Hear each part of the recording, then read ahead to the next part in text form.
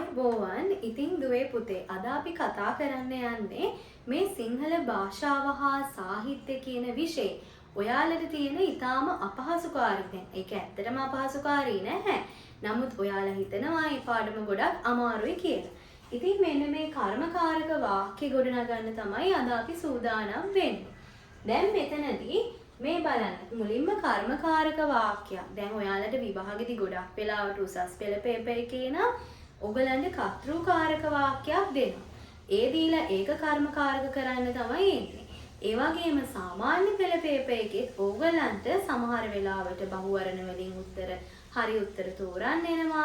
ව්‍යාකරණ second part එකේ මෙන්න මේ කර්මකාරක වාක්‍ය ගොඩනගන්න කියලා ප්‍රශ්න එනවා. අරකෙදි ප්‍රශ්න 10 අතරට. ඉතින් පුතේ මම එක වාක්‍යයක් ගත්තා මේ බලන්න රාජ්‍ය නායකයා විදේශ තානාපතිවරුන් සේවාවෙන් ඉවත් කරයි. දැන් මේ වාක්‍යේ මුලින්ම ඔයා අඳුර ගන්න ඕනේ මොකක්ද උක්ත පදේ කියන එක කියලා. එතකොට ඇත්තටම මෙන්න මේ මෙතන තියෙන මේ රාජ්‍ය නායකයා කියන පදේ තමයි මේ වාක්‍යයේදී උක්ත පදය වෙන්නේ. එතකොට අපි මොකද්ද කරන්න ඕනේ? ඔන්න දැන් හොඳට අල්ලගන්න මේ පාඩම. මේ රාජ්‍ය නායකයා කියන උක්ත පදේ තියෙනවානේ පුතේ. අපි මෙයාව මොකද කරන්නේ? මුලින්ම අනුක්තයක් කරනවා. මම පොඩි ට්‍රික් එකක් ඕගලන්ට කියලා දෙන්නම්. ඔයාලා මතක තියාගන්න. නායකයා නම් නායකයා, ගායකයා ගායකයා, සේවිකාව සේවිකාව. අන්න ඒ විදිහට වෙනස් වෙන්නේ නැතුව යන්නේ මෙන්න මේ පද ටික විතරයි. ඒ කියන්නේ මේ පදවලදී උක්ත පදෙත් ඒක අනුක්ත පදෙත් ඒකම තමයි. දැන් ඔයාලට ඒ පිළිබඳව මුකුත් දැනුමක් නැත්නම් ඒකත් මට කමෙන්ට් එකක් විදිහට දාන්න මම මේ පාර්ට් එක ඔයගලන්ට කියලා දෙන්නම්. එතකොට මේ බලන්න රාජ්‍ය නායකයා. පුතේ දැන් මේක උක්ත පදේනේ. එතකොට අපි මෙයාව අනුක්ත කරනවා. එතකොට රාජ්‍ය නායකයා කියන එක අනුක්ත කරාම රාජ්‍ය නායකයාම තමයි. ඇයි මම ඔයාලට කිව්වා මේ වගේ පද වෙනස් වෙන්නේ නැහැ. එහෙනම් මෙයාව උක්ත කරා. උක්ත කරපු පදේ අපි මොකද කරේ? අනුක්ත කරා. ඔන්න බලන්න උක්තයෙන් අපිට දීලා තිබ්බා. අපි ඒක අනුක්ත කරා. දෙවෙනියට වැදගත්ම පාර්ට් එක තමයි ඊට පස්සේ ඔයා මෙතෙන්ට දානවා නිපාත පදයක්. මේ කර්මකාරක කරද්දි දාන නිපාත පදයට අපි කියනවා මේ විසින් නිපාතය කියලා. ඔන්න දැන් අපේ පළවෙනි පොයින්ට් එක ඉවරයි. ඊට පස්සේ අපි විසින් නිපාතය දැම්මා. ඊට පස්සේ පුතේ දැන් මෙතන තියෙන්නේ විදේශ තානාපතිවරුන්නේ. ඔන්න දැන් අපි අඳුරගන්න යන්නේ කවුද අපේ අනුක්ත පදේ? කවුද අපේ කර්ම පදේ කියන්නේ? එතකොට මේ බලන්න විදේශ තානාපතිවරු. ඇත්තටම මේ වාක්‍යයේ ඉන්න කර්ම පදේ. එහෙමත් නැත්නම් අනුක්ත පදේ වෙන්නේ මෙන්න මේ විදේශ තානාපතිවරුන් කියන පදේ. එතකොට මොකද කරන්න ඕනේ? මෙන්න මේ පදේ පුතේ දැන් විදේශ තානාපති වරුන්නේ දීලා දෙන්නේ. ඒක අපි විදේශ කොහමද හදන්නේ? දැන් මෙයා අනුක්තෙන් දුන්නු පදේ ඔයා උක්ත කරන්න ඕනේ. ඔන්න බලන්න අපේ ක්‍රමවේදයන් ටික මම ඕගලන්ට ලියා ගන්න දෙන්නම්. එතකොට මේ විදේශ තානාපතිවරුන් නම් ඒක අපි මොකද කරන්නේ? උක්ත කරනවා. එතකොට උත්තරේ යනවා විදේශ තානාපතිවරු කියලා. ඊට පස්සේ දැන් සේවාවෙන් ඉවත් දැන් මෙතන තියෙන්නේ කරයිනේ. ඇයි කරයි ගත්තේ? රාජ්‍ය නායකයා හින්දා තමයි එතන එක්කෙනයි. ඉතින් ඒ හින්දා කරයි කියලා තිබ්බා. නමුත් ඔන්න බලන්න දැන් පුතේ දැන් අපේ උක්ත පදේ කවුද? දැන් අපිට ඉන්න උක්ත පදේ මෙන්න මෙයා. විදේශ තානාපතිවරු. එහෙනම් දැන් ඔයා ආඛ්‍යාතේ තියන්න ඕනේ මෙන්න මෙයාට අනුව. එතකොට දැන් මෙතනදී විදේශ තානාපතිවරුනේ පුතේ. එතකොට ඔයා කොහොමද ඒක හදන්න ඕනේ? විදේශ තානාපතිවරු සේවාවෙන්. විදේශ තානාපතිවරු සේවාවෙන් ඉවත්. අනිත් එක විශේෂම දේ කාලේ බලන්න. දැන් කාලේ බලන්න බෑ. දැන් සේවාවෙන් ඉවත් කරයි. එහෙනම් කරයි කියන්නේ මොන කාලයේද?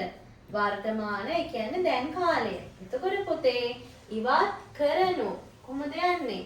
අපි ලද ලබ කියලා ධාතු දෙකක් ගැන කතා කරනවා. එතකොට මෙතනදී ඔයගොල්ලෝ මතක තියාගන්න ගොඩක් වෙලාවට මේ ලබ කියන එක දාන්නේ අපි වර්තමාන කාල වාක්‍යයන් වලට. එතකොට ඉවත් කරනු ඇත්තටම උත්තරේ එන්නේ ලබති කියලා. ඇයි ඒ ලබති එන්නේ? මෙතන විදේශ තානාපතිවරු නිසා. ඇයි ඒ විදේශ තානාපතිවරු කියන්නේ බහුවචන පදයක්. එතකොට ඒක නිසා මෙන්න මෙතනදී බහුවචනෙන් ඉවර වෙනවා. එහෙම නැත්නම් අපිට නිරුත්සාහක කරලා මෙන්න මෙහෙම කියන්නත් පුළුවන්. ඉවත් කෙරෙති. මෙන්න මේකත් හරි.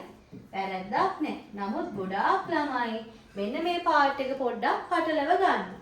ඒ හින්දා තමයි මම මේ උඩ එක මුලින් කියලා දුන්නේ. ඔන්න එතකොට ඔයගොල්ලෝ මතක තියාගන්න මේ වගේ වාක්‍යයක් ඔයාලට ආවොත් ඔයාලා මේක මේ විදිහට තමයි කර්මකාරක කරන්න ඕනේ කියලා. මුලින්ම මම මතක් කරන්න. මුලින්ම ඔයාලට දීලා තියෙන උක්තපදේ අනුක්ත කරනවා. දැන් මේවා කෙටියෙන් සලකනු කරගන්න. ඊට පස්සේ විසින් නිපාතය දාන්න. ඊට පස්සේ අපි අඳුර ගන්න ඕනේ අපිට ඉන්න අනුක්ත පදේ එහෙමත් නැත්නම් කර්ම පදේ. ඊට පස්සේ අපි එයාව උක්තයක් බවට හරවමු. ඊට පස්සේ අපේ කාලය අපිට දීලා තියෙන වාක්‍යයේ කාලය මොකක්ද කියලා අඳුර ගන්න.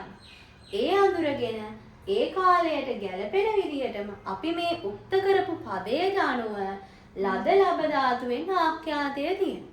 ඉතින් පුතේ ඔන්න ඔය මෙතඩ් එකට තමයි ඔන්න ඔය ක්‍රමයට තමයි මේ කර්මකාරක වාක්‍ය යන්නේ. දැන් ඔයාට මේක එකපාර තේරුනේ නැත්නම් අපි දෙවෙනි වාක්‍යයටත් යමු. මෙන්න මෙහෙම ගමුකෝ අපි ගමු සරල වාක්‍යයක් වලින් ඔයාලට. මම තෑගි දෙමි. ඔන්න මම දැන් දෙවෙනි වාක්‍ය විදිහට අර තරම්ම දිග වාක්‍යයක් ගත්තේ නැහැ. ඔයාලට සාමාන්‍යයෙන් ලේසි වෙන විදිහේ සරල වාක්‍යයක් ගත්තා. එතකොට පුතේ දැන් මේ වාක්‍යය. ඔන්න බලන්න දැන් මේ වාක්‍යයේ මම කියන පදේනේ උක්ත පදේ. දැන් මෙයා තමයි උක්ත පදේ වෙන්නේ. මෙයාව මොකද කරන්න ඕනේ ඔයා? ඔයා මේ මම කියන පදේ අනුක්ත කරනවා. කොහොමද පුතේ අනුක්ත කරන්නේ? මම නම් ඔයා දන්නවා උත්තරේ එන්නේ මා. ඔන්න ඔය විදිහට අනුක්ත කරා. දැන් ඔයාලට මේ පාර්ට් එක ඕන නම් මට කමෙන්ට් එකක් දාන්න. ඊට පස්සේ අපි මේ විසින් කියන එක ගන්නවා. නිපාත පදේනේ අපි. ඔන්න අපි මා විසින්. දැන් මෙතන හැටියට කර්ම පදේ. එහෙම නැත්නම් අපිට ඉන්න අනුක්ත පදේ වෙන්නේ කවුද? මෙන්න මේ තෑගි කියන පදේම තමයි. මෙයානේ මෙතන කර්ම පදේ.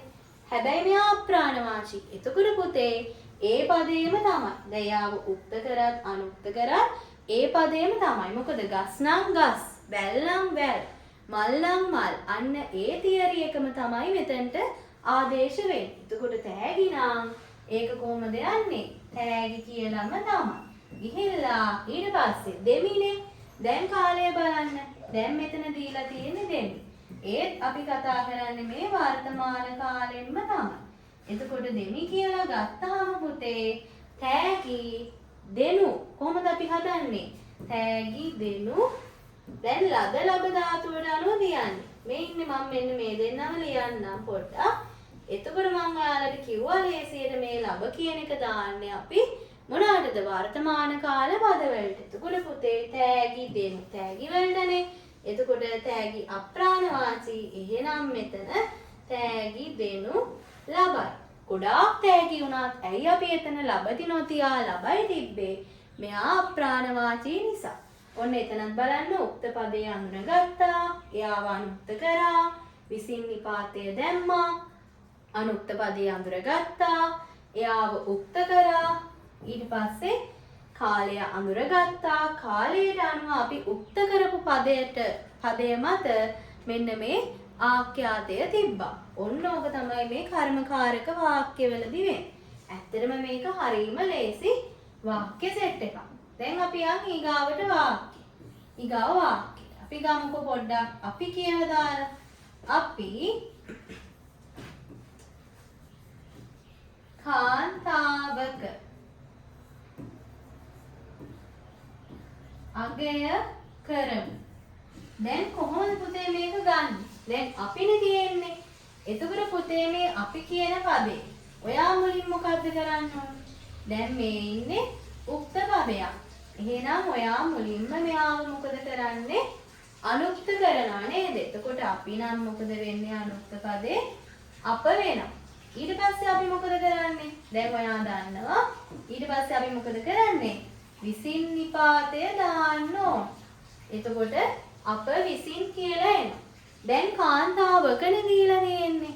දැන් අපිට මේ ඉන්න කාන්තාවක කියන පදේ අපිට ඉන්නේ අනුක්ත ස්වරූපේ. මෙයා අනුක්තෙන් ඉන්නේ. එහෙනම් කොහොමද අපි ආව උක්ත කරන්නේ? කාන්තාවක නම් කාන්තා වක් කියලා ගන්න. ඒතර අප විසින් කාන්තාවක්. දැන් ඔන්න බලන්න කාලය අගය කරමු. එතකොට එනම් කරමු කියන්නේ වර්තමාන. ඒ කියන්නේ දැන් වෙන කාලයනේ දැන් කරනවා කියන කාලය තමයි එතෙන්ට එන්නේ. එතකොට කාන්තාවක් කොහොමද අපි ගන්නෙ? අගය කරමු කියලා කියද්දි කාන්තාවට අනුව කියන්නේ. කාන්තාව එක වචනයක්. එක්කෙනෙක් ගැනනේ කියවෙන්නේ. එතකොට කාන්තාවක් අගය කරනු ලබයි. නැත්නම් ඔයාලට මෙතනදී කාන්තාවක් අගය කෙරෙයි. නිරුත්සාහක කරලා අන්න එහෙම තියන්නත් පුළුවන්. නැත්නම් ඔයාලට පුළුවන් කාන්තාවක් අගය කරනු ලැබෙයි. ඔන්න ඔය විදිහට තියන්න. ඉතින් වර්තමාන කාලෙදී ඔන්න ඔය විදිහට අපිට මෙන්න මේ කර්මකාරකවල ආඛ්‍යාතය තියන්න පුළුවන්. හරි නේද? මං හිතනවා ඔයාලට මේ පාර්ට් එකක් තේරුණා කියලා. ඊට පස්සේ අපි යන් අපේ 4 වෙනි වාක්‍යෙට.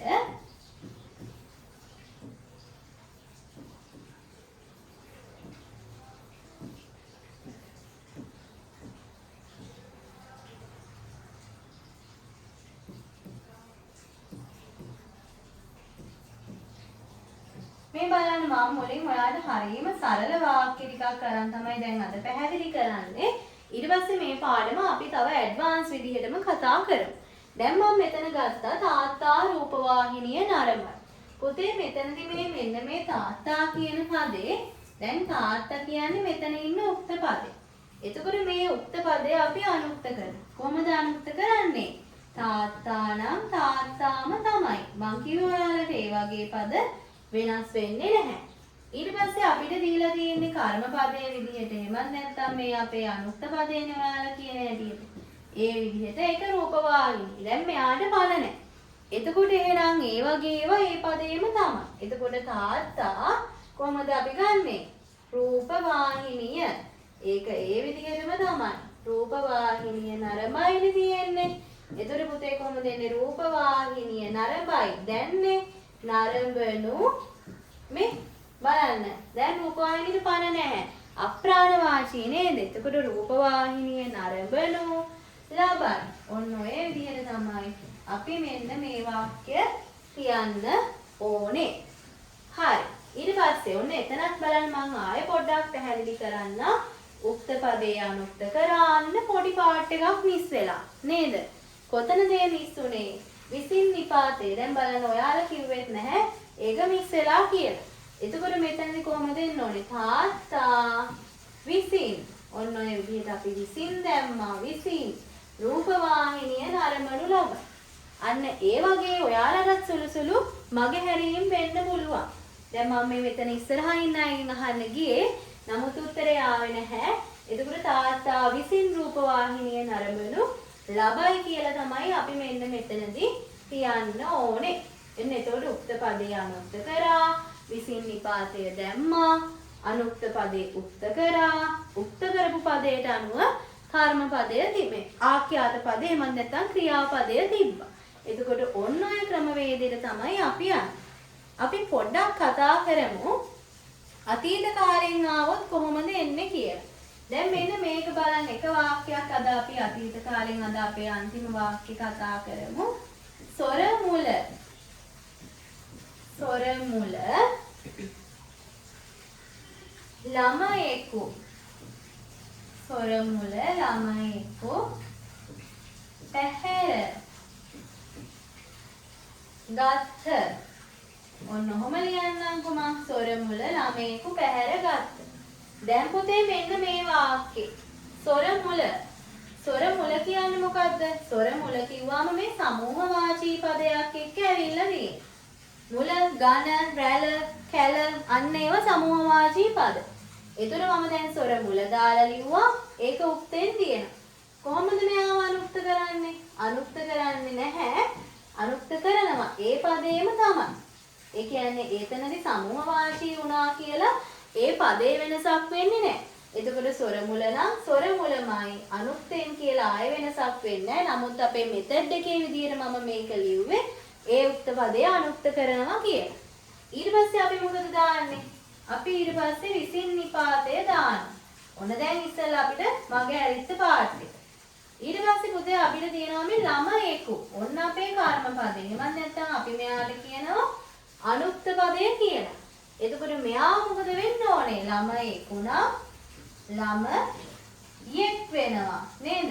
ළමයෙකුණා ළමයෙක් කියලා ගන්නවා උක්ත කරලා. අර මම කිව්වේ අනුක්ත කර්ම පදය උක්ත කරලා ගන්න. දැන් පැහැර ගත්තනේ. ඒ කියන්නේ පැහැරගෙන ඉවරයි. එතකොට මෙයා මොන කාලෙද යන්නේ? අතීත කාලෙට තමයි යන්නේ. ඒතර ළමයේ පැහැර ගත්ත. දැන් පැහැරගෙන ඉවරයි. ළමයෙක් කියන්නේ එක වචන පදයක්. එහෙනම් ළමයේ පැහැර ගන්නා ලද වලින් යන්න ඕනේ. ලදී. ඔන්න ඕම පුළුවන්. නැත්නම් අපිට මෙයා පුරුෂ ලිංග කියලා අපි ගන්න. ළමයේ පැහැර ගනු ලැබුවේය. තවත් පුළුවන් අපිට මෙන්න මේ විදිහට ළමයේ පැහැර ගන්නා ලද්දේය. ඇයි අපි එහෙම තියන්නේ? මෙන්න මේ ළමයෙක් කියන පදේ පුතේ මොකක් නිසාද? ඒක වචන පදයක් නිසා. එතකොට ඔන්න ඔය විදිහට තමයි අද අපේ වර්තමාන කාල වාක්‍ය 4ක් අපි කතා කරා. ඒ වගේම එක අතීත කාලික වාක්‍යයක් කතා කරා. දැන් මම මේකේ ඉදිරියේ ඔයගලන්ට වෙනම ලෙසන් එකක් යටතේ ගේන්න. මං හිතනවා අද ඔයාලට බේසික් නොලෙජ් එකක් මේ පිළිබඳව ආවා කියලා. දැන් ඔයාලට මෙතනදී උක්තානුක්ත ගැටලුවක් තියෙනවා නම් ඒ ගැනත් දැනුවත් කරන්න ඒකත් අපි කියලා දෙන්න. එතකොට මෙන්න මේ කර්මකාරක වාක්‍ය විශේෂයෙන් සාමාන්‍ය පෙළ උසස් පෙළ සඳහා මුහුණ දෙන සිසුන්ට තාමත් ඒක ගැටලුකාරී තත්වයක් තියෙනවා නම් අපි මින් ඉදිරියට ඒ පාඩම ගැන දීර්ඝ විස්තරයක් යටතේ කතා කරමු. ඉතින් අදට ගිහින් එන්න අහන් ඉඳපු බලන් ඉඳපු ඔයාලා හැමෝටම සුබ දවසක්. ස්තුතියි.